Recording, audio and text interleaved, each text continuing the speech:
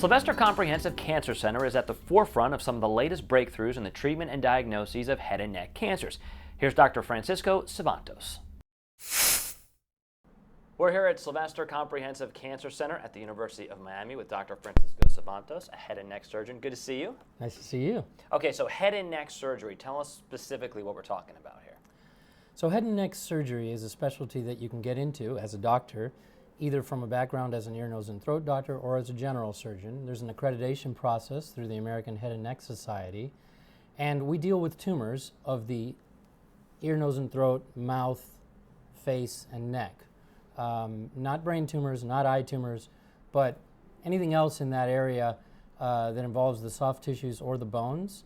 Common diseases we take care of might be mouth cancer, skin cancers of various types, especially when they're more advanced. And we want to talk about a couple of things that you're excited about, which Sentinel node biopsies and robotic technologies, and how these are better for the patient in many cases, minimally invasive, lead to better recovery. So we'll have you explain both of those. Let's start off with Sentinel node biopsy. Explain that to us.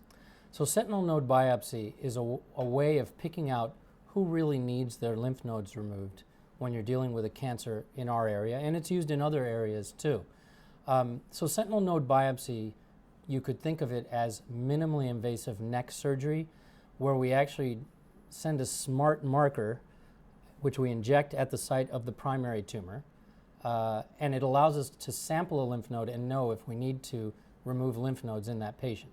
So it serves two purposes. Number one, it allows us to avoid operating too much on people who don't need it.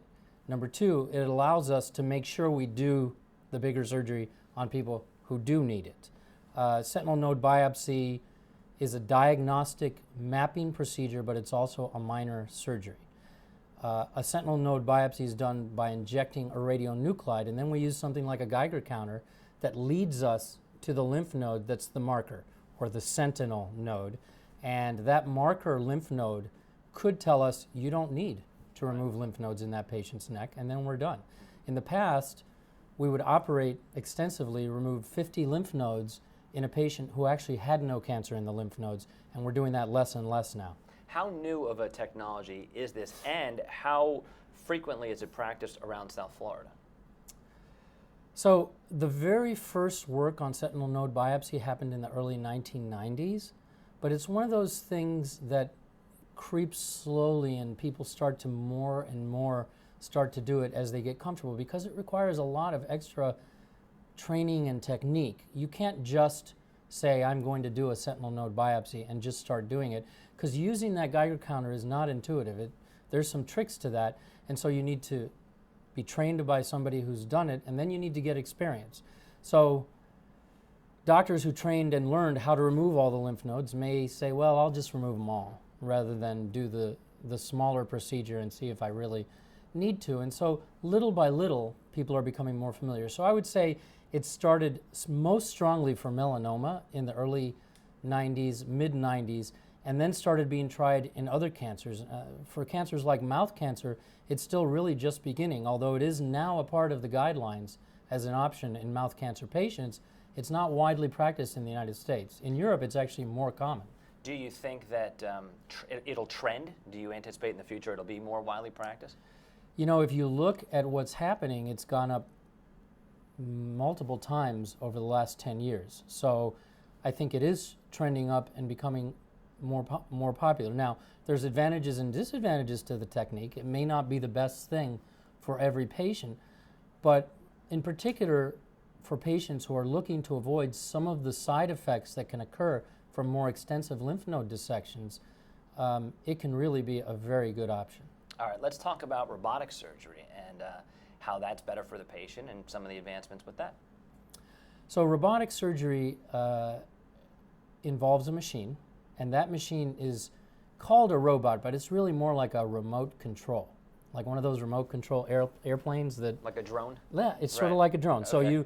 So you have a structure that has arms on it with little hands on them. They're really pincers more than hands.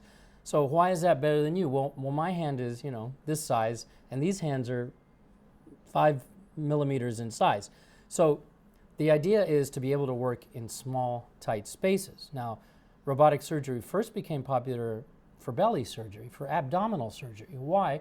Because when you divide the wall of the stomach, you cause a lot of issues with pain on coughing, muscle problems, and every time the patient coughed, it hurt, so the patient didn't breathe deeply, and there were high incidences of pneumonia. So by doing this, they revolutionized their field. Now they make 2 punctures, fill the abdomen with air.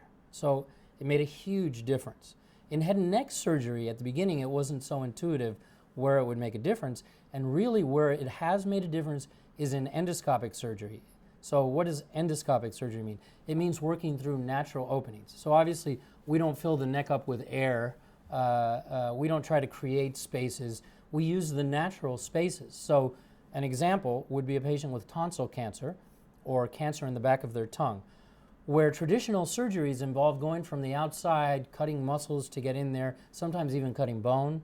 So we're talking about the approach causing more side effects than the actual removal of the tumor, okay, getting in. So you actually do your incisions from the inside, because remember, these are tumors that are on the inside. Whether they be on the back of the tongue or on the tonsil, they're sitting inside the throat. And so if you go from the outside, you're cutting a whole bunch of stuff to get in there. If you come from the inside, you're literally, your tumor cuts are your only cuts. So you've now reduced a significant percentage of the side effects. Incredible. Yeah. As a man who's been practicing medicine for some years, are you surprised? Are you impressed? Are you blown away when you see technologies like this? All of the above. Yeah. You know, the best thing I can tell you is what I tell my residents, which is they need to keep up. They need to learn basic principles. The details of what we're doing right now doesn't matter, because 90% of what I do is not what I learned when I trained. Right. It's all new technologies, exciting new technologies. And so, yeah, it's amazing and it's fun. Well, unfortunately, we're out of time. We'd love to talk to you more. I want to say one thing. I've talked on camera about my own personal battle with melanoma, and I wasn't even going to bring this up, but this man saved my life, operated on me twice, and I'm here today in large part because of him. So I wanted to personally say thank you. Hope I'm not embarrassing you, but thank you. It's great to see you. And if anybody wants to see you or has a question for you, how can they reach you?